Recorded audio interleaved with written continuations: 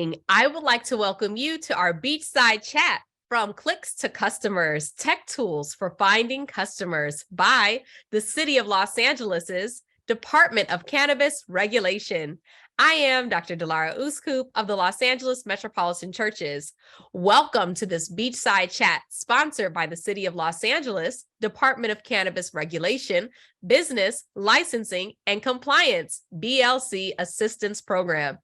BLC programming is designed to assist social equity applicants and licensees in the City of Los Angeles with obtaining a commercial cannabis license and operating a successful cannabis business. Our Beachside Chat series is designed to be a dialogue between the LAM team and our subject matter experts to bring you cutting-edge information to support your cannabis business. It's my esteemed pleasure to introduce my colleague and co-moderator, Mr. Brad Rowe. Thank you, Dr. D. How are you guys? My name is Brad Rowe. I've been working with LA Metro Churches, building curriculum, content development, and digital events like this one for social equity licensees, applicants, and job seekers. I teach cannabis policy at the UCLA Luskin School of Public Affairs. I'm on the editorial board for the Cannabis and Cannabinoid Journal and a member of the UCLA Cannabis Research Initiative. And I've spent the last decade working with cities and states on cannabis licensing, taxation, regulation, and compliance. All right, and now for a little bit of that compliance stuff. Before we get started, let's take a moment to review some of the housekeeping rules. Please note that this webinar is being recorded and can be viewed after the editing process on DCR's website. You will be muted with cameras off for the duration of the webinar. This means that your camera and audio functions will not be available to you during the session. However, you will be able to see and hear all the panelists. There's an open chat box where you can interact with one another, networking, or comment on the information. Please use caution when sharing personal information in a public forum and keep your questions focused on tonight's topics. Please ask questions about tonight's subject matter in the Q&A box. We're gathering and responding to your questions throughout the presentation, and we'll have a Q&A session where you will also get to receive responses in the last 15 minutes of tonight's event. You're encouraged to utilize the Q&A box at the bottom pane of your Zoom screen. If you use the Q&A box for questions, everyone will be able to see the questions when they're answered. Finally, please note that tonight's content was not created by the Department of Cannabis Regulation or the City of Los Angeles and is for informational purposes only. The information is subject to change and does not replace or supersede the Los Angeles Municipal Code nor constitute legal advice. If you have specific questions outside of tonight's topic, please call 213-978-0738 during business hours, Monday to Thursday, 10 a.m. to 4 p.m. to speak to a DCR representative. Back to you, Delara. Thank you, Brad. Now I am pleased to introduce our evening's subject matter experts, panelists, and please excuse and pardon our abbreviation of everyone's bios. We have such a skilled panel coming before you this evening. Our first panelist is Whitney Beatty, CEO of Josephine and Billy's. Whitney Beatty is a dynamic former reality television development exec turned cannabis entrepreneur. Whitney's newest endeavor in the cannabis space is Josephine and Billy's, the first dispensary focused on the adult use and medicinal needs of women of color.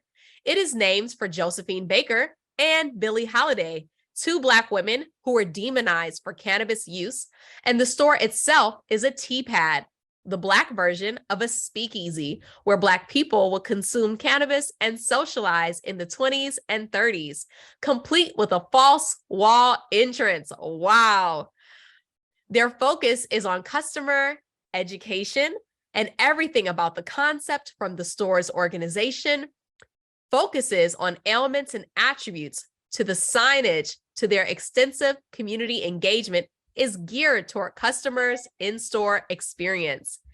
It is in direct response to the lack of participation, education, and medicinal cannabis usage in communities of color, which can be tied to the destruction the communities witnessed during the war on drugs. Welcome, Whitney. Next, we're pleased to welcome Amy Donahue, founder of Hybrid Social. After several years as a high school Spanish teacher in upstate New York, Amy Donahue moved to Phoenix in September 2002, and her career took off in comedy and stand-up comedy soon after.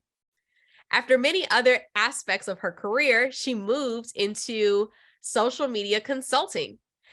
And as a social media consultant, Amy and her former business partner launched Hybrid Social, the first all cannabis marketing and social media agency in Arizona, on April 20th, 2015, 4/20/2015.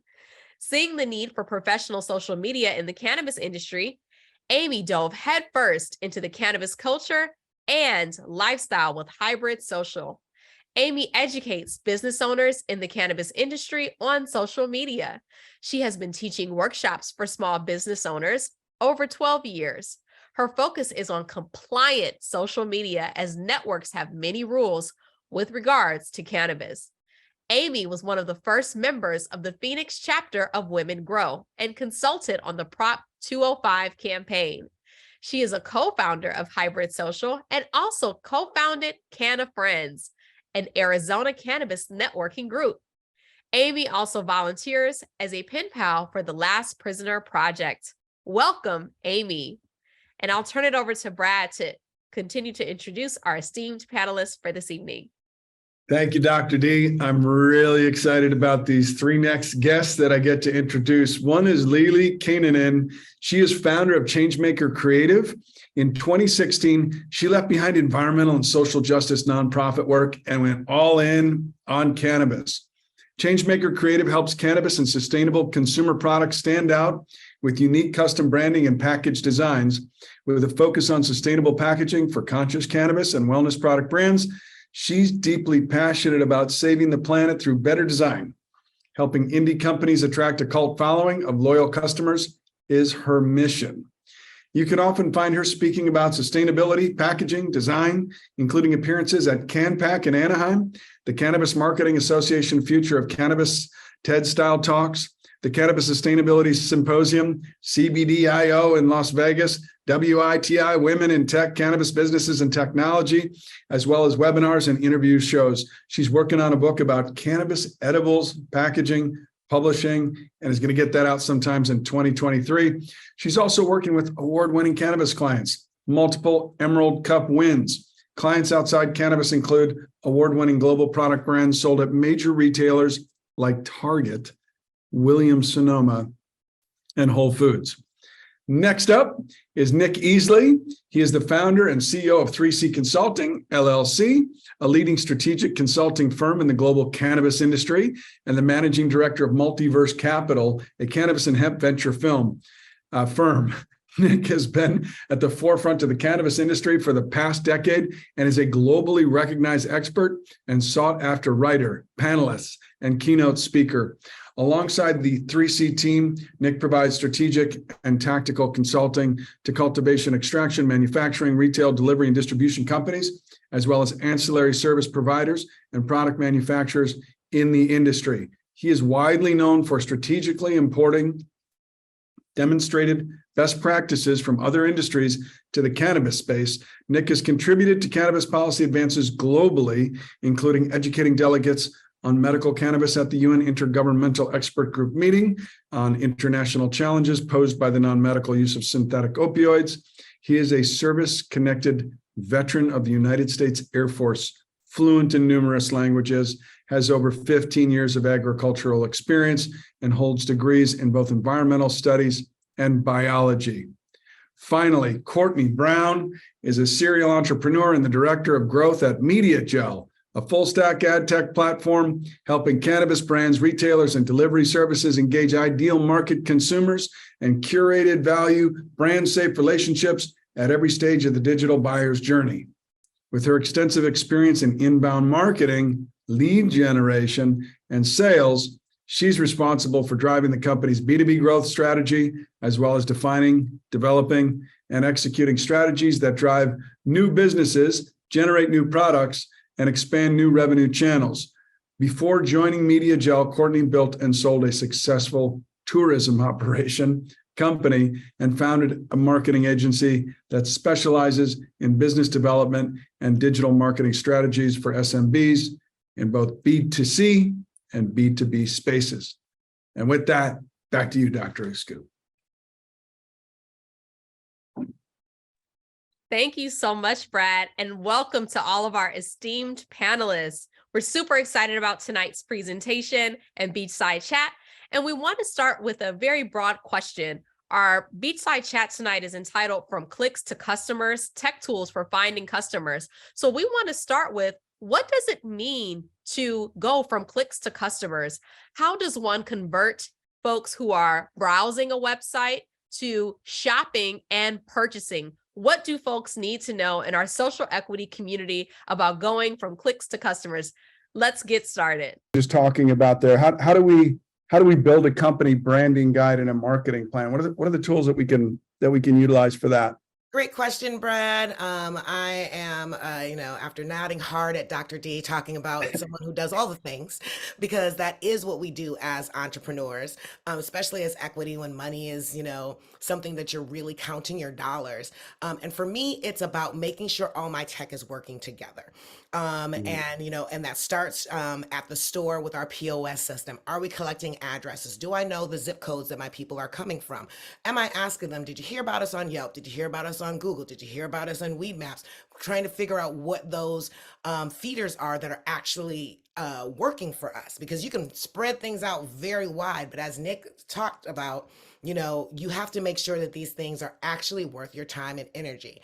The next tool is, how is my CRM working with that? For us, our CRM is different than our POS. And so I need to make sure that that they're connected, but also that we have a way to track. So if I'm sending out a text message telling people there's a sale, how many actual sales, how much actual income are we getting from doing that, from our emails? And being able to have a system that is well connected in that regard will let you know, hey, you made $10,000 from sending out this email about this sale that you have going on. So that is a useful, path to continue to go down. At least you can be able to understand what that return on investment is. The same thing with social.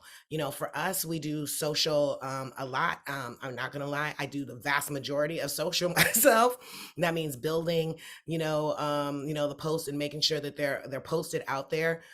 For us, a lot of that is making sure that we're being compliant in those posts, because one of the things that you find working in this space is that you're just waiting for the opportunity for them to take you down. They will pull you off platform really fast. So that cannot be your only way that you're connecting to your customers, because in an instant that can be gone, which is why we need to also be working on those text marketing, the email marketing, because of all of those things, social is the most tricky.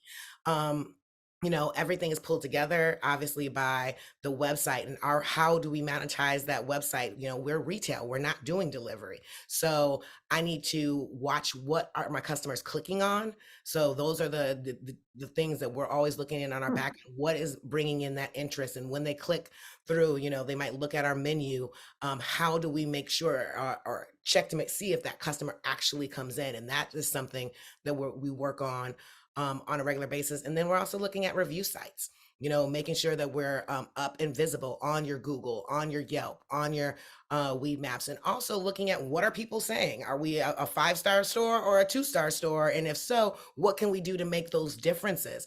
And for me, I have it on a schedule. Every Thursday, I'm going to do my promo, build my promo. Every Monday, I'm going to make sure that our social is set out or what have you. It's really about taking it bite by bite and then continuously going back and saying, is this working? Is this feeding what we need it to be feeding to us? And if not, that's where we want to tweak. Sounds like you've got some discipline happening here, and you're also doing well with your tech tools for automation. So just one follow-up real quick, Whitney. What is it? You mentioned CRM. What is that for the uninitiated? So our CRM is a customer relationship management system. And so it's going to be a great way for you to understand who that customer is. And a lot of them have different data tools.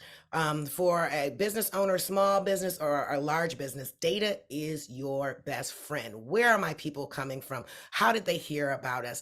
Do I have this person's email address? Do I have those, their text? Can I see what their last purchases are? So I know that if we've got a sale on sativas, I got to make sure that I'm texting these people because that's what they come into the store to buy. That depending on how robust it is going to give you a lot of information on your demo, who you're talking to and what they're doing. Sounds great. Sounds great. Dr. D, you wanted to get into some stuff with Lily. I'm going to let you transition us over there. Lily, tell us a little bit about the tech considerations for building the story, the image, the brand story. Yeah, so like your story has to be, like others have said already, it needs to be the same all across platforms. Like you'll have to have a clear vision and kind of like your tone of voice needs to be cohesive. So if you're having an intern or like a younger cousin helping you with social, make sure that they're speaking with your company's voice and not just kind of how they want to talk. And like figuring out your brand story, really, it's less tech and more just thinking. Like you really need to spend some time thinking about like who you are and who you're not. There's some really good resources for doing workshops like this. I'm actually going to put one up on my website for the webinar attendees. That will be useful. That guides you through kind of figuring out what your secret sauce needs to be and kind of what your tone of voice needs to be. Because it's really about telling a really interesting story and something that's kind of tugging at the heartstrings of people, because it's not really only about the product. It's about how you're different from everybody else and kind of what's special and interesting. Why should they care is the question that you need to be answering. Got it. And anyone else want to pipe in on this important topic? I might just throw in one thing, and it's, we always learn from our mistakes. So learn from mine, learn from others, so you don't have to repeat the same ones, but do things the same from the beginning, especially if it's ground level. You've gotten your license, just getting your license. You have no bad habits yet. It's like, what's your company font? Which logo do you use? What colors? Like those terms they're using, like a branding guide. Easily, you can go to a marketing company, not saying, there's good ones, bad ones, but there's no need to pay like 20, 30 grand for like a branding guide. Google is your best friend here, where you could just like example branding guide, just starting to do things the same way, even how you name things, like what's in a name, like Canna, Meta, Pharma, whatever, like really going to be hard to rank with search engine optimization because there's so many out there. So like that unique name, or like why Google, or certain words are really important. And those words that you use actually matter, like the in-house, how you clean up your back house, from document naming, how you store those things, where you store passwords, what your username is on Instagram or Twitter or Facebook, like some sort of continuity, because you recognize Tide Pods, not saying that that's like safe or environmentally or responsible at all, but it's like they've done a really darn good job marketing. Like, what Tide is exactly. And not to say that's what you want to be, but that same consistency, be it in your local community, be it within your company, be it within like a national or a global presence. So just, you got a lot to do, startups, you got BCC, inspection, staff hiring, capital raising, all of that, but just a quick little moment to think on your marketing world first. Organize it, keep it really clean, and do things the same. Eventually you'll change it. But when you change it, you'll change all of it at one time in this relaunch, and it'll be awesome. But to start now, even 15 minutes of thought, who do you want to be known as online, in your store, and having some sort of continuity and sameness between that, your brand will get a lot more like remembrance just based on that. So guys, I want to open it up to the whole floor here. Our title, sort of our headline, is From Clicks to Customers tonight. Can you guys speak to some of the tools that we can use? We've broadly spoken about sort of creating an image, moving people. I love the analogy of, you put out a bunch of videos about panda bears and you're going to get a lot of followers. How do we convert, say, our looky-loos who are just kind of wandering through your website into buying customers, or at least, getting them from kind of interested to very interested? What are your tools? Are there things that you can do on your website? Is that something you do with social media? Is that a form of sort of your purchasing functionality? I don't know who wants to jump in on that. Amy, we haven't heard from you yet. What's going on over there in the red? What's happening? I apologize for my lighting. I've never been in my office this late in the day. I'm a little ahead of you guys in time, so I am not an Oompa Loompa or a Satanist. No worries. I would say, we're talking about websites and driving traffic to it. But we also talked about, Whitney talked about getting shut down and that inevitability. So the housekeeping that I would say up front before we really dive into it is, if you do get shut down, make sure you change the link on your website from your Instagram to the new Instagram account, because I cannot tell you how many I look at hundreds of websites a day, and so many of them are leading nowhere. So these little tiny things that you don't think of have a snowball effect if you don't keep track of them. Great advice, Amy. Who else would like to add in on from clicks to customers? How do we increase the level of interest and activity from our potential customer base out there? I was gonna, sorry, go ahead. I was going to just reiterate, when you've driven somebody to your website, either through paid search, SEO, or social media, what's going to happen and how are you going to capture their information and data once they get there? So, everybody should have their age gate. That should be the first pop-up that comes up on your website. If you're using WordPress, there's lots of plugins that you can use that can, flip from one pop-up to the next. But your second pop-up should really focus on capturing your first-party data. And first-party data is email, first name, last name, phone number. Do not let them pass without giving that. Yes, you need to have an exit. They should be allowed to go beyond that without giving you their data. But you want to make the offer so enticing, whether it be a VIP deal, whether it be a promo code for first-time buyers. You want to get that first-party data, because what are you going to do and how are you going to continue to nurture them through your funnel once they've come to your website? So that's why I caution cannabis companies. Social media is important. There is a place for it. Absolutely. You need to be live there. You need to have great content. You need to be increasing your followers. But like you guys have said, be prepared to get shut down on the platforms that are not cannabis friendly. We should mention Twitter announced 2 weeks ago, they're allowing cannabis content. So use those cannabis hashtags. Hashtag marijuana was trending on Tuesday. And you can actually advertise your business online now, which will increase engagement. That increases traffic to your website. So there's those tools that are kind of opening up for us. There's also, and I'll talk about this later, but programmatic advertising is a tool to get people from brand awareness into your middle of the funnel marketing and hopefully to drive revenue.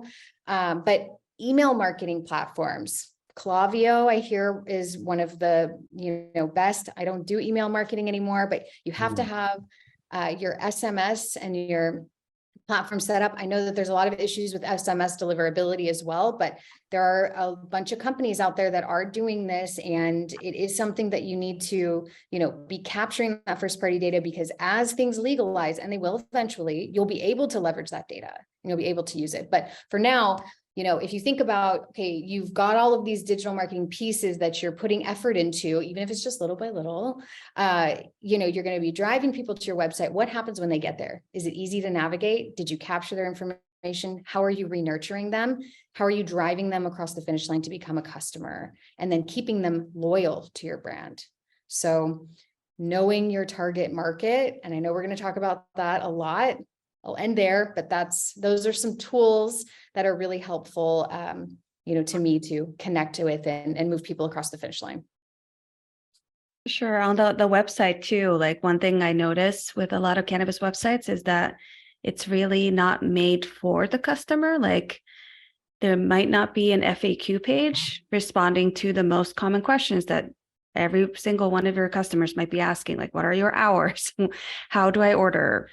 Is this legal in blah, blah, blah state or only available in California? Like you kind of have to remember that your customers don't know a lot of the things that you know. So making sure you start from the very basics and address all the objections that they might have is like, well, why is the delivery fee this much?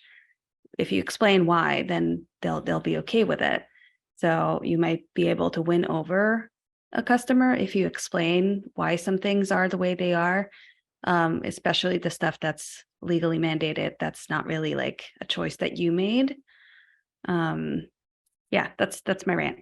It's also a place to tell your story and who you are, because a lot of people who are cannabis consumers are going in for the lowest price product. They don't care. But there are people who are very mindful with who they want to spend their money with, and telling people your story, who you are, show your grower, show your edibles chef, show the people who are part of your dispensary, because I shop where I'm happy and I like the people that I'm shopping with and their knowledge and experience. So showcasing products is great. Showcasing your people is going to be even better and draw more people in. We've got I a just- couple of like go ahead. so many good ideas, especially from people like big marketing backgrounds. I had to like learn marketing on the street. Like that was definitely not my field, but without it, companies don't live. A couple that really come to mind right away is like we use these words like cannabis and marijuana. Sometimes not even knowing, but like a lot of search engines and places don't like those. So, with Google ads, and not an expert here, we use those a lot, but there's like a website that doesn't have the word cannabis in it, and it goes to like some fake landing page where it talks about basic things, but as soon as they click, then it'll take, to to your actual website. So there are definitely ways that you can hijack compliantly-ish, Google ads really well.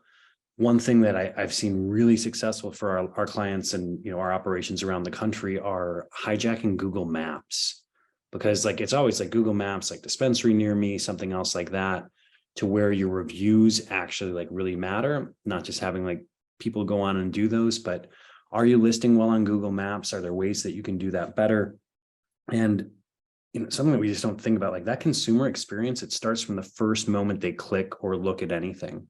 So like one big tool is like a website, but I remember years ago hearing it's like, if it doesn't work on mobile, it doesn't work.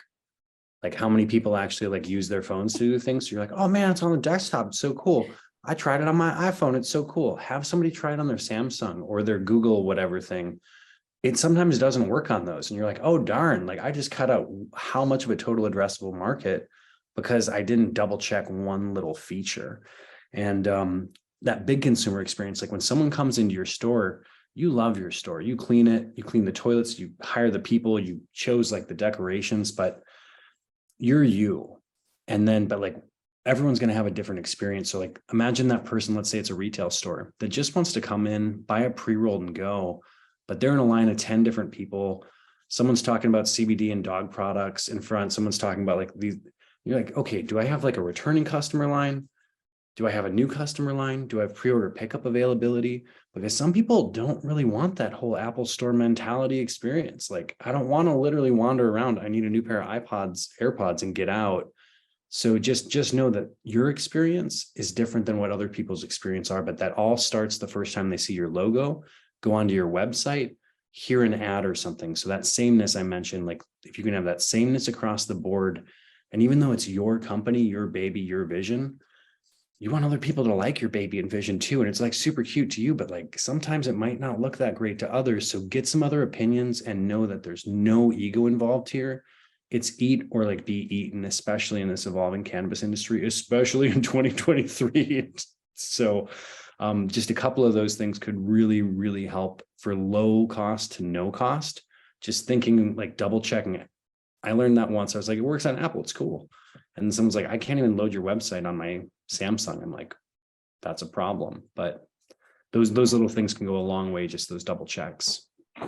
And it's very interesting to ask somebody to do a purchase on your website, or like go through your website and click around and like watch them do it, and then ask them a question of like about your product or the stuff that you have on your website, and realize that they kind of didn't look at any of the stuff that you thought people were looking at. So it doesn't have to be like a professional UX design agency that does this. You can just ask your friend and like just look over their shoulder while they're doing it. Actually, like one of the most visited pages on one of my clients' websites is a web page that explains what the Prop 65 warnings means. And another one is a page that explains that topicals do not get you high. So sometimes the consumer information point is very, very much lower than what we think in our little insider bubble brains. Consumers don't know anything. Stop someone on the street and ask them to name 3 cannabis brands. Maybe cookies will come up. They're not brand loyal. They don't understand dosages. There's a lot of work that we need to do to educate people. And the content that you're talking about is SEO driven. Like you're getting that traffic because people don't understand. So create more of that content that's going to help educate, and it builds trust, it builds authority. I know we've got to move on, but I had one quick thing, and it's a really good for people to go out and check this out. But one of the biggest mistakes that I see with cannabis businesses that I've worked with is that you have a business owner that creates a brand that they like and that they want, but they've done zero research on the demographics that they in the area that they're selling to, or have done zero research on the products that are going to resonate best with their target audiences. If you haven't done that work, there's literally no amount of posting or blog work that's going to, keep your doors open. So really go look at New Frontier Data, go look at Headset. Those are 2 cannabis data insight companies. You can do your market research there for cannabis products in your area. You can look at growth rates and demographic information. Creating a data-driven strategy is going to really make you, put you light years ahead of the pack. Yeah, I mean, I've seen things like that where a dispensary in California, the owner had like 20 different types of brownies and like all these different like lip balms and things. And like, I just love these products. I'm like, that lip balms in California only did like 144,000 in revenue last year, the whole product category. They're like, well, I sell them all the time. Like, well, how many did you sell last month? They're like, well, actually I sold 2. I'm like, data, it goes a long way. It kind of like limits that. And, with all these things like that data, there's so many free ones, like with the sources that you just mentioned there, from BDS and others where, yeah, you're going to go to their website. They're going to ask you for your email address to download some awesome report, but that report will be so insightful. You don't have to learn in the trenches like all these other people do. Like what products are selling in other people's stores. 12% of products on the shelf today will be on the shelf 12 months from now, because there's so many. That's California stat, like so many new and changing ones. So you can't just come up with a data strategy and be like, this is what I'm going to do for the rest of this. It's like always evolving with new things. So, and make it easy for people to give you money. That's the one thing too. How long does it take to do a transaction online in your store? Like make it easy for people to pay you. If it's hard, they're not going to pay you as much and you won't sell as much during those time periods. So we want to thank everyone for all those robust answers on this really dynamic space. I wanted to kind of follow up to Lily, and we'll have a whole session on kind of websites, on search engine optimization, but we really want to set a foundation here in this initial beachside chat. So tell us a little bit about search engine optimization writing. What are the basics of that? And then also tell us a little bit about the tech tools for how to find topics and determine keyword density. What does that even mean? What about reusing content? And then, can we use anything from the AI space? So I've been seeing a lot about Chat GPT, and I must confess, I've gone on Chat GPT. I've started my own page there, and it's really addictive. It creates all this great content for you. I mean, it's really, really a powerful tool. But how might folks be able to use kind of the artificial intelligence or AI in the space of search engine optimization. So I would love for you to just kind of detail a little bit more about that. And then I'm going to jump back over to Brad to talk about monetizing communications. To answer a 3-hour topic in 5 minutes, basically you want to write content like you would write it to actual humans, because humans are the ones who want to read it, and people nowadays are not very interested in reading long sentences. So short and snappy, get to the point. The way you write for search engines is to use a lot of the words and exact terminologies for your product. So you want to say, if you're talking about pre-rolls, you want to use the word pre-roll, pre-rolls, plural. You want to call them joints, you want to call them blunts, you want to like hit all of the words, different words that people might be searching for. And there's tools, Google has a good one. You can get free trials in some of the more fancy SEO tools that are interesting. There's you can look up, like Google Trends is totally free. There's SEM Rush is one where you get like a free trial, and you can like look up all the words that your competitors are getting found with. That is super interesting and useful.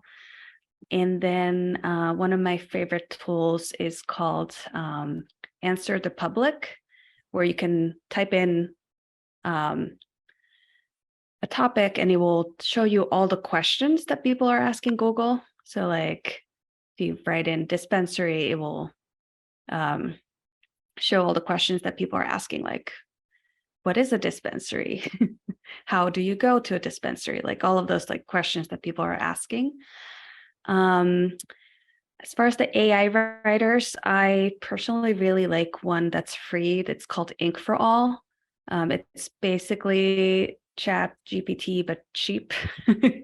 And I use it for like writing. It writes better social media content than I do, because I am very dry. So it lets me be a bit more bubbly. You can pick out you give it a little bit of like a prompt of what you want to write, and then what kind of tone of voice you want it to have. So you'll pick the one that fits your brand, and then it will give you like a couple of options. Sometimes it's a little nonsense, but it's usually like good enough that you can then edit it and make it better. Yeah, that's like a quick and dirty AI writers, SEO. The keyword density, there is like actual like numbers of like, you should have this percentage of this kind of word in a topic, but ballpark, if you do like 1,000-word long blog post, just sprinkle in like the same word in a couple of times and you'll be good. One other quick follow-up. What about reusing content? Is it appropriate to reuse content? Should our business owner operators, applicants, should they be reusing content in 90 days, 6 months, a year? What's the appropriate kind of time frame? And maybe it's not immediately reusing the exact content, the exact post with the exact photo, but what's kind of appropriate in that space? Absolutely. If you do a blog post, that should definitely be an email or like several emails and like dozens of social media posts about that same thing. Amy can talk more about the how often you can recycle your socials. I mean, it a lot of that depends on how much you're posting, but it's not that hard to go back if there was something that maybe didn't get as much exposure and traction as you wanted or engagement, delete it. Add it again in another month and see what happens. Do it at a different time of day. Check your analytics, of course, to see when you should be posting that. But yeah, by all means, every single thing you make can be brushed up a little bit to be reused again. Well, before jumping into monetization, generally speaking, what are the best times to post on social media to catch your cannabis buyers? Every single network is different in every single region. So you have to have somebody behind the screen who knows how to read the analytics. Okay, okay. Anyone Also- else? Courtney, go Yeah. ahead. Sprout Social, it'll tell you. It pulls in information from all your platforms. I don't even think about it sometimes. I just let it schedule for me and go autopilot and see how that does. Definitely always test. You're right. You have to look at your metrics. You can't fully rely on anything 100%, but there are some tools out there that really streamline social media scheduling and best time of day. That's pulling in information that you may not even have access to. And I will say there are a lot of scheduling tools out there, but most of them don't have feeds. You still have to be social because it's not called Buy My Crap Media. It's called social media. You have to go to that feed. You have to spend time on Instagram. You have to spend time on every single network that you're on, which is why you should have your brand on the networks that your audience is at, but also that you know how to use. There's so many YouTube videos out there on how to use the different networks, like Reddit and Twitter are a lot different than most people are used to. Facebook and Instagram, but Facebook and Instagram aren't always where your target audiences are. So you have to know how to use all the different networks that are out there, because guess what? Your target audiences aren't always on Facebook, and they're not even on Instagram anymore. They're on Reddit, they're on Twitter. They can talk more freely there. And there's less, as far as compliance, there's less parameters on other networks other than Zuckerberg. So with this group, would you guys generally recommend sort of just picking a couple of outlets and just really saturating them and doing a great job there, or spreading it out on a wider group of platforms? Any advice there from anyone? I know for startups, for my clients, I will start with 2 networks and we will test those out for 6 months to see how they do. And then we can add. Startups can't afford full packages that most of us offer, but those of us who do work with startups, we do have smaller packages that will graduate you up there, because you don't need to be everywhere right out the gate. You just don't. Build a solid following somewhere, build a community, because it is social media. It's not just about what you're selling, it's about community. Spend time on networks that have more community building, like Reddit. All right, awesome. Well, let's pivot over a little bit to monetization, and I wanted to start out with Whitney and Courtney on this one, because you guys have both said some important things in this area. What about when you've got your customer, you got them in, they're ready to make their purchases. What is it about pay buttons or the ways that they can pay, PayPal, debit, credit cards? By the way, are people taking credit cards? I've heard people are taking credit cards. What's going on? What's going on with that? Let's start there, and then we can talk about monetizing communications. What's happening with credit cards? So I can hop in on that. We take credit cards. Wow, which we did not when we started. But payment solutions are constantly evolving and changing within this space. A year and a half ago, cashless ATMs was where it was. And that was the most ubiquitous solution that was there, which is basically pretending to be an ATM. However, there are compliant debit and credit card systems that are out there, and you really have to spend some time talking to the payment solution, making sure that they are indeed compliant, and what that looks like, and what the cost is to you, and how long it's going to take to get those funds. We've been very pleased with being able to take credit, especially because it is a difference maker in regards to cart sizes. People are going to spend more when they can do so in credit than they do in cash. PayPal, on the other hand, and some of these more Square and those sorts of things, we have not had as much luck with. PayPal is, as far as I know, my last experience with them was not cannabis friendly.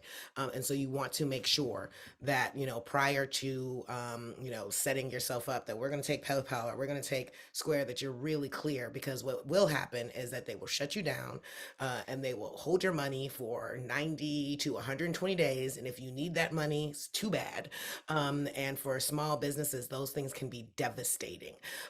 So you also, just as a general rule, I try not to keep all of our eggs in one basket. I don't keep all of our money in one account, even though we have a compliant bank account that we're paying, a lot of money in fees to have. You do want to make sure that you don't put yourself in a situation where, I can't run payroll because all of our money was tied up somewhere that now we don't have access to. So just to stick with that point, and then Courtney, I want to move over to you.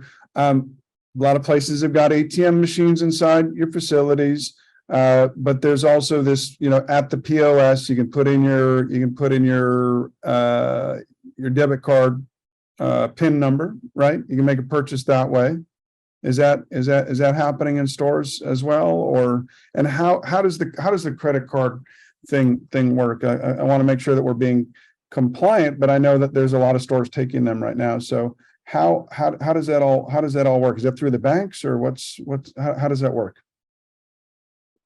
Whitney, I'm going to let you keep going on that, because I'm about getting people from all of the different areas in digital marketing to your website to make a purchase. Once I get you there, you have to have your own, system set up. So I would not be the expert on point of sale.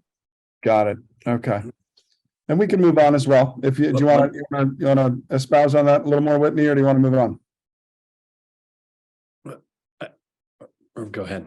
Oh, no, yeah, go ahead, I'm Nick. sorry, I was muted. I would say what you want to make sure that you're doing is that you're talking to the payment processor. A lot of people say that they're compliant. Everyone is not, or what have you. So you really want to dig in and have real conversations. How are you operating compliantly? Because it's more so compliantly in regards to what Visa and MasterCard want to see happening. That's how, the idea of cashless ATM got shut down, was because Visa and MasterCard were not pleased with the way in which that was operating. So make sure that you're spending your time having long conversations with that payment processor, and talk to other people, see who they're using. That's where I would say to go first. And In quick question. in 2021, there was $7.6 billion of transaction on Visas alone, that Visa was not happy about a single dollar about those transactions. So they really started to crack down on some of those. One thing just to know, like this industry, since we are coming from the illicit side, kind of unregulated, like we're always going to have sometimes like not the best characters coming in. And that's also vendors and service providers coming in to where they'll say, hey, we've got this new thing. It's only 6.9%. But like what it is like they buy gold in the Caymans, and then like when they check out, it's like it sells that gold. And then that's how we do this. And you're like, that sounds sketchy and not bona fide. It's probably sketchy and not bona fide. So there are a few more compliant systems now for the cashless ATM system, where you can actually give change back in cash, which kind of like helps you to get rid of your cash problem that people can look into. And for those smaller and other transactions, I've had a lot of my more boutique clients, like they've got a Zelle, they've got a Cash App, they've got Venmo, they've got PayPal, they've got a Wise account. And, sometimes those will get shut down, but like, just like you'd said, like not all your eggs in one basket, and never leave money on the table. If somebody's there and they want to do an impulse purchase and they only have $100, can they just scan and send you a Venmo? Not saying you could set up like multiple Venmos if the certain ones get shut down. Yeah, and don't do that, but you can. But just have any option where somebody can pay you where that is possible. But if you get shut down from one of the major ones, you might not ever get put back up with them. So is that $27 extra thing actually worth it? And it's a bummer. Those fees do matter, like 2.9, 3.9%, like they definitely add up. It's not a p-value, like not totally statistically significant. You still got $94.50 of every transaction, but if you're doing 1 million in transactions, even 1,000 in transactions, it adds up when you're making payroll. So be overly cautious in vetting your point of sale systems, your add-ons. I mean, there's Dutchie, there's all these other groups that work to like have synergy between those payment processing solutions. But this is one area that when you go from one side to the other, there's no going back. For like licenses, compliance, payroll, payment processing, because it's also intertwined, and it only takes once for them to just take the whole thing away. Got it. Thank you, guys. So I guess caution and prudence are warranted in this area. Courtney, can you tell us a little bit about, you got those customers in there, maybe they decided they were going to buy something, then like, not so quick, I'm headed out, or the phone just rang. How do you re-engage them to get back into that abandoned cart? Yeah, it's a bummer when people pump the brakes on the purchase, but it's, you've spent all of this time and money getting them to that point. Don't leave them. A little nudge can do the trick. So send personalized and timely emails and SMS messages. Those are going to be like your main tactic. So I'm sure you guys have all reached discount codes after abandoning your carts. It really works. And you want to make sure that you're sending those within 24 hours. So be watching that, be looking at your data and seeing who's in those, who's in the abandoned cart section of your website and your menu, and really work to re-engage them. Offering incentives to entice them back. Make sure you're giving them discounts, or perhaps free shipping. Those can be effective ways to get people to complete their purchases. Simplify your checkout process. Sometimes when people abandon carts a lot, one of the reasons is because it's a very complicated or confusing checkout process. So I know Lily had mentioned this earlier. Have your friends test your cart. I do it all the time with any customers that we're going to work with. I go through their whole funnel and their process, and we've got to fix this. This is really confusing. It's important that you get that feedback and you make those changes. And of course, minimize the number of steps required to complete the purchase. Clear and concise instructions, especially if you're in delivery, what's going to happen next. If anyone has to wonder where to go next or what to click next, then there's definitely some optimization of your user experience that needs to happen. And then the final way that you could re-engage cart abandoners, but this would require lots of traffic to your website to build an audience of abandoned carts, but display advertising. You can actually serve ads to, audiences. Once you've placed a pixel on your website and you've created an audience of abandoned carts, you can serve ads and re-engage them. But that's way down the line for a lot of businesses at this point, because we're all on the smaller side and we're all operating on, bootstrapped and startup budgets. Thank you, Courtney. And for this next, we're going to go into a few more questions as we kind of round out the end of our beachside chat, going into the last 20 minutes. So some of these questions to our panelists may be rapid fire. So keep that in mind, because we have great questions and we want to maximize the questions that we ask folks this evening. So I want to just ask a little bit about the tech tools for understanding marketing return on investment. So how do our applicants, our owners, how do they trim costs while gaining attention? So that's one question. And then the kind of follow-up to that is, and this one is to Lily, how do we evaluate marketing and social media return on investment? Is this a vanity metric, or is it actually bringing in business? So how might we evaluate the analytics? Yeah, And like Lily, I'm looking at you. Like others have said, like, unless it turns into money, it's not really like a marketing tactic. So I know with cannabis, it's not always super duper easy to follow your customer from the first time they hear from you to all the way to the retail store, especially if it's like a physical store. But the more data you have and the more you know your customer, the easier it's going to be. And now I lost the train of my thought that was it's going somewhere. What was the question? So again, is this a vanity metric? Is this actually bringing in business? How do we evaluate those analytics and the return on investment from social media? Yeah, actually, like, we just had this discussion with one of my clients. They, as so many others, had really been focusing on Instagram because it felt like that was where they really needed to be. But once we looked at the numbers, it really wasn't bringing, like, hardly anybody was coming to the website or making any purchases from Instagram. But surprisingly, we were getting like 10 times more traffic from LinkedIn, and they were barely putting any effort into it. So they just decided to focus more on their LinkedIn presence, which is not what they were thinking, because they thought they had to be on Instagram. And there's no such thing as you have to be on a specific social media. So make sure you double check, like, are these email campaigns working? If they're not, then try something else and see if that works. Like, you have to double check that the numbers, make sure that the effort is worth it. Perfect. Thank you. Brad, I'll turn it back to you.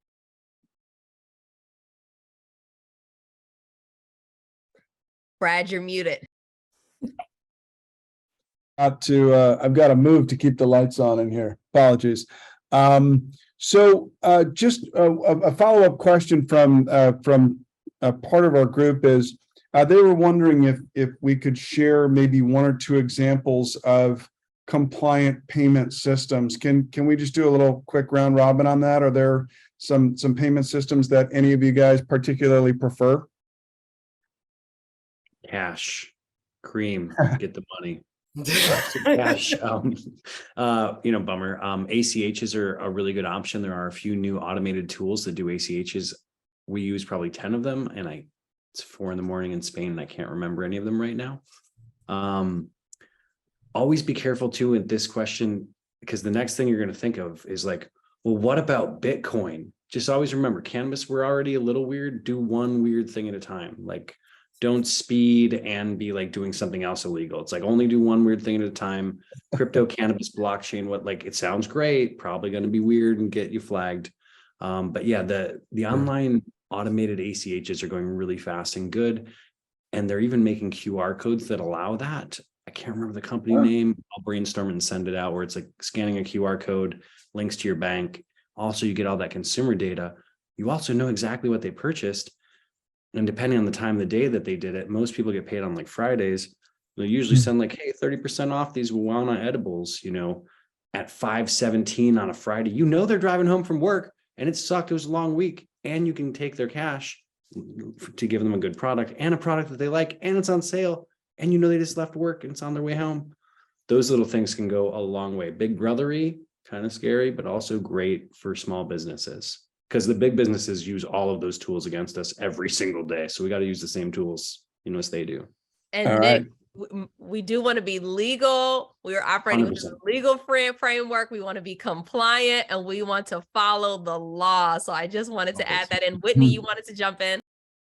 No, I will say that if you're talking about who I'm hearing a lot about, or people that I know are using, I would look into things like Dama or Ledger Green, but sit down and talk to, again, I can't stress that enough. Sit down and talk, understand how they're processing things. You don't want to have a company who is hiding what that transaction is and pretending like you're selling dog food or puppies when you're actually selling cannabis.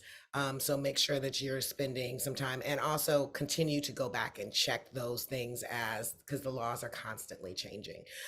So it's something that for us, every 6 months we reevaluate. One tip, everyone should be on LinkedIn, period, as a business owner. And you can search for cannabis payment processors in the search bar, and you'll have a bunch of different posts that come up of people, usually they're cannabis influencers in the space, and they're talking about and listing out things. I learned so much from LinkedIn every single day. We give away everything for free. And it's where you can go to learn, so many different things. And I know that there's a lot of people that are really, they talk a lot about payment processing. So try that. Search bar, LinkedIn, be on there for your business. Thanks, Courtney. So a lot of you guys have mentioned capturing data from your customers. How do you do this? How do you set up your website? I know Nick was talking about ACH and the specific QR code thing, and you can capture some data that way. That's one way. How do we do this with our websites? How do we collect? I think one of you guys had mentioned just don't let them go without the name and the email, first and last names, maybe a phone number or something. I don't know. What do you want to collect, and how do you collect it? For us, one of the things I'm always interested in is how people end up clicking to our website. And so that, being able to track that, how did they end up here? Did they see about, here's on a blog or a podcast or what have you, being able to understand where that traffic is coming from has been very useful for us. And then the other thing, the joy of your website or, your own social media is that this is your own closed circle. And it's great to be able to get, these broad numbers that you're going to be able to pull from Headset and the big players, but I also need to know what's going on in the corner of MLK and Dinker, because that's where my store is. So what works for everyone else doesn't always work for where we are, and therefore I spend time making sure that I'm giving surveys every quarter to my actual customers. What do they like? What do they want us to have that we don't offer? What classes do they wish that we taught more? Being able to pull that information from the people who are actually coming into my store, who are already actually following, helps us be able to tweak the brand. Because again, as an entrepreneur, it becomes really hard. And you're like, I've got the best ideas ever and everyone loves them. But is it Whitney just makes something that Whitney likes? And everyone else is like, Whitney's crazy over there. We wish you would care about the rest of us. So without having that ability to really give your customers, opportunity to talk back to you, you're not going to hear it. So make sure that you're spending your time, doing those sort of polls. For me, again, I'm a CEO entrepreneur. I'm also the janitor. So if I'm sitting out there, talking to my customers or taking people's IDs, I'm always going to ask them those key questions. How'd you hear about us? What, you're just driving by, what caught your eye? All of those simple things are great ways for me to be able to pull in information that I can thus use moving forward to realize where we should be spending our money.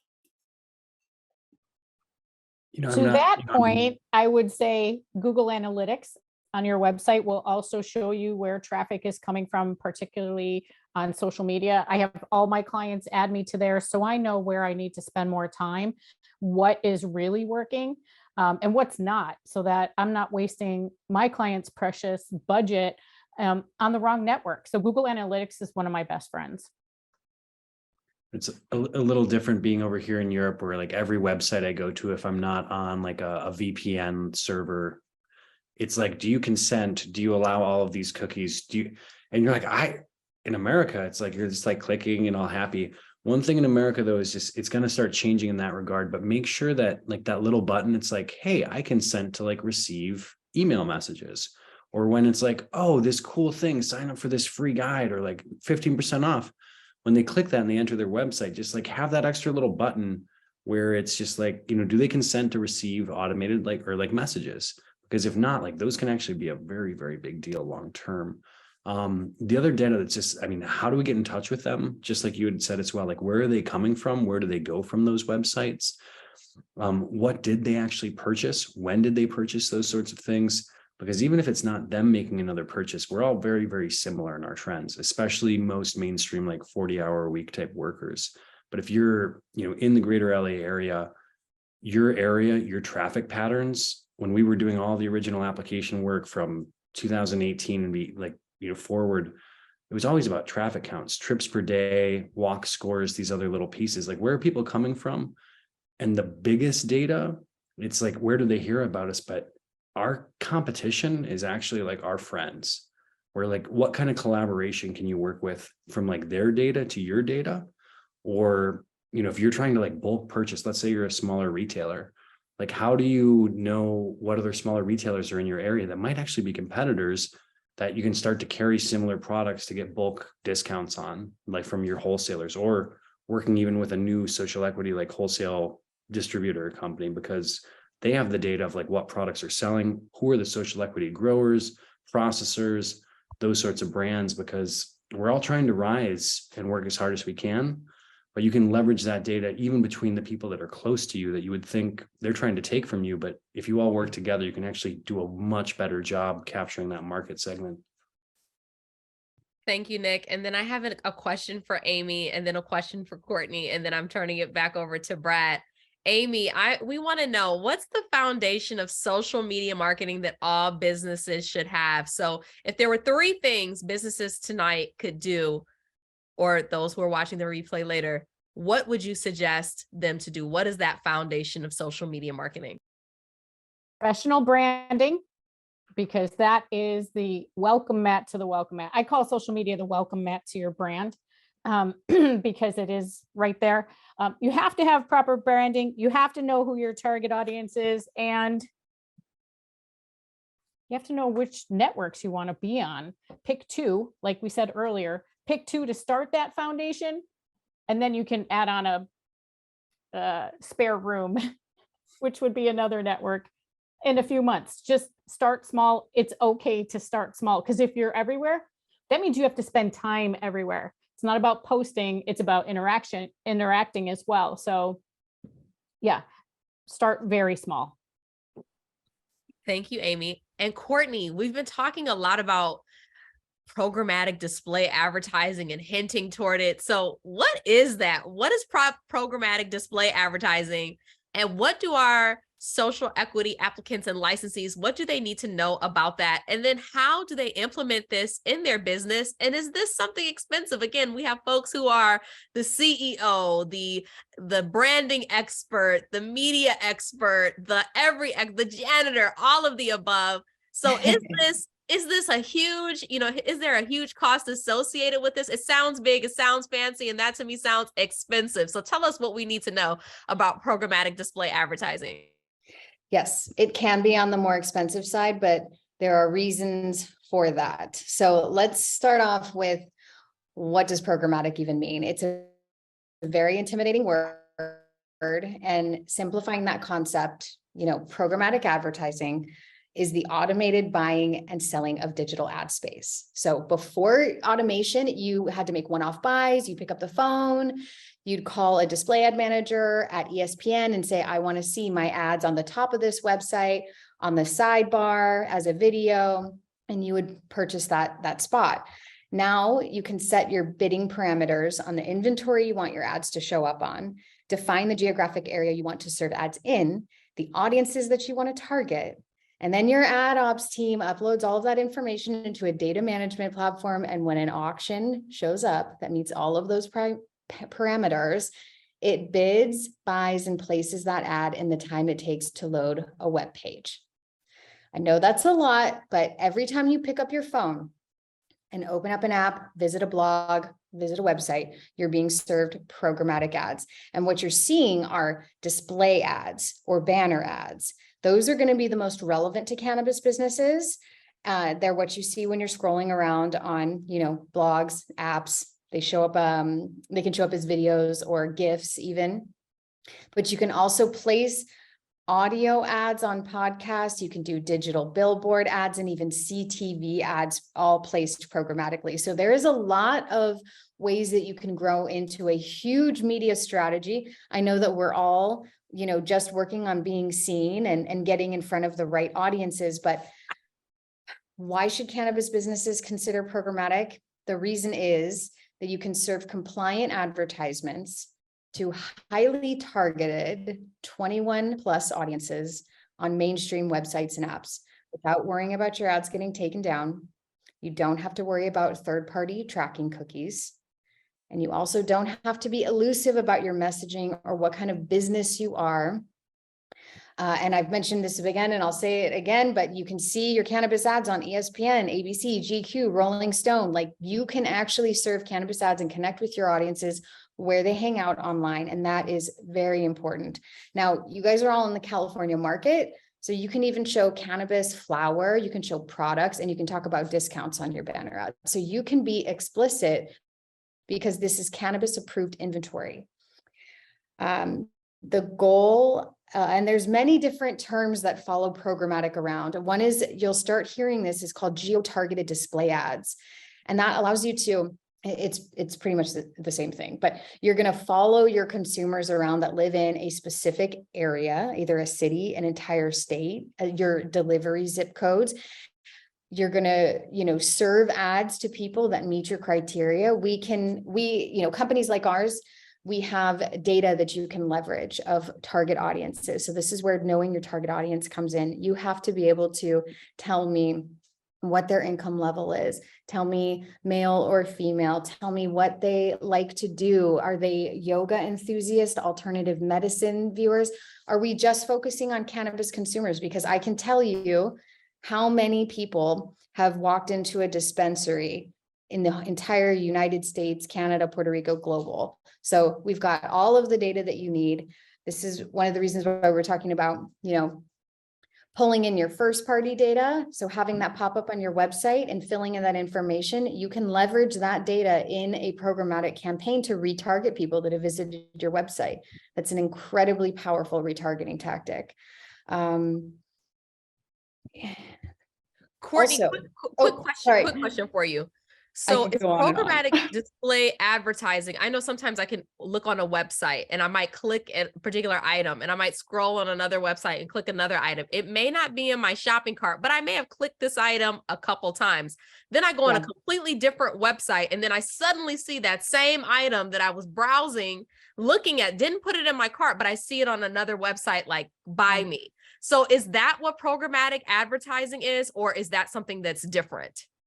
Well, you're seeing display ads. Remember, programmatic is just how it's purchased. So what you're seeing is, a retargeting ad. And what they've done is they've bid on, you won't see it on every single, website or app that you visit, but you'll notice it in a few different places because they've bid on that inventory. So the second that your mobile device ID or your hashed email shows up as an available auction or impression, they know that you're a valuable customer because you've either looked at it, or in cannabis case, you are a cannabis consumer. You've walked into a dispensary over the last 6 months and we know it, and you're valuable to us because you don't have to do a spray and pray approach with advertising anymore. You can target people that you know are going to purchase cannabis, prospect for them. And the other thing is, my favorite tactic is competitor conquesting. We can draw polygons around the dispensaries of your competitors and serve your ads to anyone that's walked into those stores. That's incredibly powerful. It really stokes brand loyalty. It drives new customers. Like there's so many benefits to working with display advertising. And I'll leave it at this because I know I'm long-winded, but one of the best things about launching a programmatic campaign is that you can see your data. You have impressions, click-throughs, you see your return on ad spend or ROAS. You can even tie impressions to revenue and transactions on your menu if you work with the right company. And this data really will help you optimize future campaigns. So you can make really informed decisions about your ad budgets. You can improve your overall marketing strategy. And I'll leave it at that. Yes. Thank you, Courtney. Okay. So display ads and then programmatic advertising. Wow. So much to unpack there. Brad. Incredible tools. Thank you guys for sharing that. And Courtney, it was a really great description. You were able to make a very difficult concept understandable. So thank you. I want to know about tastemakers, celebrities. Are they worth going after, these folks that have huge followings on social media, the effort, the time, the money, whatever it is to get them on board with your product, to, get them to say something about your pre-rolls or whatever? Tell me about that. Have any of you guys gone down that path? Have you guys thought about it? Can you guys talk a little bit about that approach towards promoting your products? Personally, I think, the influencer market, if depending on the size of your company, those things can actually work, even though, as a human being, I'm like, oh, this is just gross. Like I'm paying somebody to make some TikTok ads talking about how cool Skittles are or something like that. But for most early stage companies, they're not worth it unless you get lucky and like somebody knows somebody. And then all of a sudden, like Snoop is, smoking your thing there, not also charging you $250,000 or something like that. So if you get lucky, it can be good, but most celebrity brands and products in the cannabis industry historically have been very much burnouts and have really hurt the people that tried to use those, AKA yourselves, to use. I'd much rather recommend investing small marketing dollars in like really good SEO, good mobile websites, good local campaigns. Even, in LA, if it was like the Westward or like something like that, one of those like little ads in the back, it might be $100. Who knows how many impressions you might get from that? And those are people right there. The person that is social media influencer, they can be good, but the bigger the brand, the more value is with those sorts of things. But just don't be careful about getting swindled, because even if someone comes to you and says like, I have 1 million YouTube, TikTok followers or something, like if they're not using a program that actually tracks and logs all of those things to actually monetize, and they just want $5,000 a month to talk about how cool your bubble hash is, like make sure there's a metrics, make sure there's a KPI, and review those contracts, because it's so easy to hijack some of those things to make it look like they sent way more people to your site. How many of those converted to revenue? It's cool to look cool, but not when you spend all your money and then pretty much have to shut down your doors because no one bought anything. I concur on that, definitely. Nick's right. You have to be careful. And also think, there's a lot of celebrities who want to jump in the game. Are they authentic? Are they authentic voice? Is this someone, when you're thinking about cannabis, am I thinking about, whoever this celebrity is? Because generally they're going to cost you more money than they're worth. And even on the product side, a lot of people slap their name on things, but are they actually supporting that product? Are they actually using it? Are they actually sharing it with their followers? I've had much better success across the board with local influencers. Because you can have 1 million influencers. It's not helping me if 900,000 of them are in New York and I am a local business that you need to walk into. I need you to be here in Los Angeles. I've done much better with working with people who are local to Los Angeles, who have followers that are local to Los Angeles, and doing something with them. And Nick is right. KPIs are incredibly important there. How are we going to decide that this works? And it can't be just them saying, oh, but it worked, because I can't quantify that. Can I give a promo code that you're going to use for your customers when they come in? And I'm going to give them 10% off if they use your name. Then I know that person who came in, found us from you, and I can credit this sale to you. It allows us, on a very easy level to really see what is really converting in store. Celebrities are a really big thing in cannabis right now. And I just, tell people to don't get so excited or get starstruck. Really think about, what's going to make the best business sense. Right on. And before we get into our wrap-up questions, can someone just quickly define KPI and sort of what it really means to someone who's trying to understand their social media presence and conversions? I could like a KPI. So those are, in poor farm kid here, but like KPI, like a key performance indicator. So just like Courtney said, like the spray and pray mentality, I'm going to pay for some banner ads. I'm going to put a billboard up. I'm going to pay this social media influencer. I'm going to go to this cannabis fair, and then I'm going to go to the Emerald Cup and like have a booth and some cool people giving away chapstick. I'm making sales, but like, where do those sales come from? So a key performance indicator would be like, let's say I spend $500 on targeted ads for people within a 5-mile radius. Of those people, let's say there's a discount code or something, and I can track to say I spent $500 and there were 13 clients who actually specifically had that code that they used. Their average, let's say basket size for easy math here, $100 each, $1,300 in revenue. I spent $500 for that. I've got 700 additional. Granted, I've got inventory, staffing, marketing, brand, all those other costs, but that's a one-time thing. If you sold them a good product and they had a great experience, you spent that $500 on that original ad, but a key performance indicator would be how many of those people then are repeat customers. So sometimes with these marketing KPIs and things we're discussing, it's not about just making an ad to like sell a hot dog today. It's somebody who knows where your hot dog cart is, be it vegan, vegetarian ones, or like Chicago style. They know where that thing is when you're open, and that they're going to have an awesome hot dog every time no matter what. But it takes one ad to get them there. But if you don't have little metrics to know what's working, you're all going to run out of money. We've all been there. Like we all want to spend it on all these marketing things, but really focus on like, what are the key performance indicators to know I spent X and I got Y? Like, otherwise, why are you doing what you're doing? Thank you, Nick. And on that note, Courtney, I see you unmuting. We're going to give all of our panelists one final opportunity to close with a one sentence takeaway. What else should social equity licensees and applicants in Los Angeles know? So just the final takeaway. And Courtney, since you unmuted, I will start with you and then we'll just popcorn around.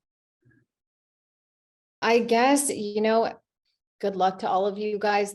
Being an entrepreneur is tough, but it's so rewarding. And I'm really excited for, all of your success. The cannabis industry is definitely booming. But don't get funneled into one marketing tactic and then bummed out if it's not working. You have to try everything. I tell our clients all the time, you can't look at one marketing service like paid search and run a 3-month campaign and hope that it's going to, change all of your revenue and 3x in 3 months. If you're going to really start a solid marketing strategy, you need to be diverting funds or have in your investment funds in a bank account where you can use, start with 500 and scale it to 2,000, then scale it to 4,000 and 5,000 and have that chunk of money that you're reinvesting in your company every single month and try out different marketing strategies, because things will move the dial and things will drive revenue, but you have to understand your seasonality, your products, your target market. There's so much that goes into it. And good luck. And if you guys want to connect with me on LinkedIn, please don't hesitate to ask me any questions, but I'm always here as a resource.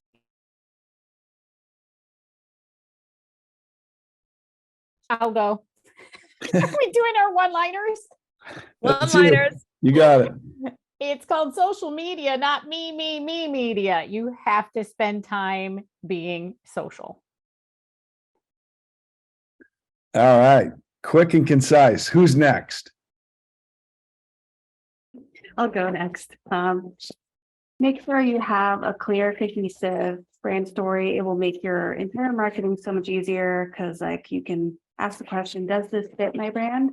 Does sponsoring a golf tournament fit my brand? Is that what my target audience cares about? Or are they more about having a spa massage night at my dispensary?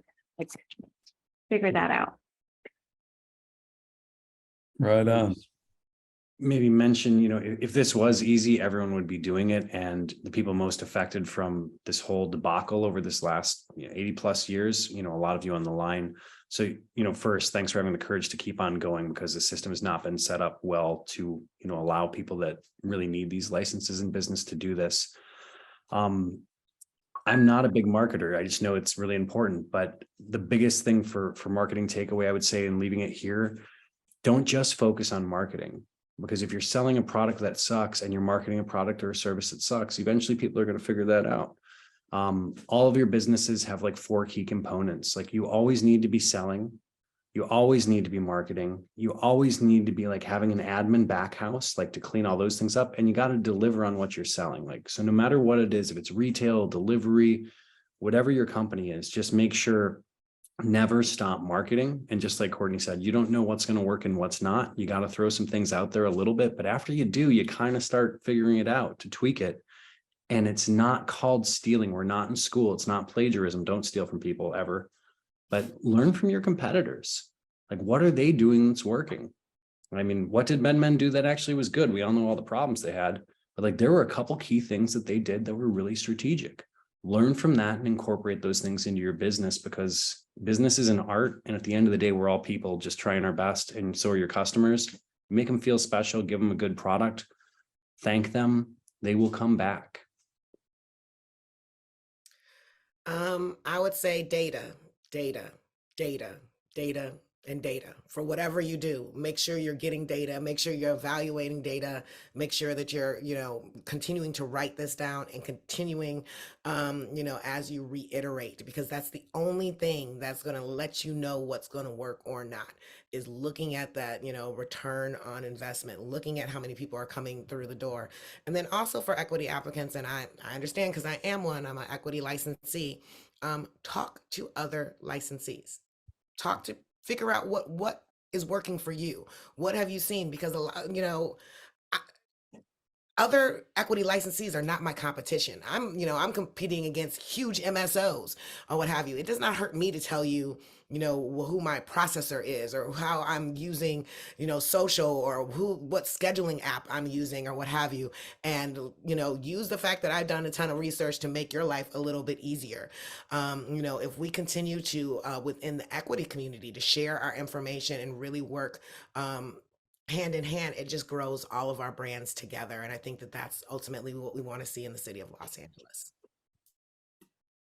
Whitney, thank you so much for that. We're all in this together. And we did have one quick follow-up to Courtney. This is an audience question. You made a comment about a tech tool for autopiloting. If you could just pop the name of that tech tool in the chat, we would greatly appreciate that. All right, without any further ado, we want to give a huge thank you to our fantastic, amazing, so helpful, informative panelists this evening, our subject matter experts. Thank you all so much. And most importantly, we want to thank you for attending this informative beachside chat that is offered and sponsored by the City of Los Angeles Department of Cannabis Regulation. This recording will be found on DCR's website at cannabis.lacity.org. And if you have any questions on accessing your account, please email dcr.sep@lacity.org. Thanks again for joining us. Please join us in all of our programming that is sponsored by DCR, and join us at our next beachside chat. And we want you to have a wonderful, wonderful evening. Thank you again for your attention.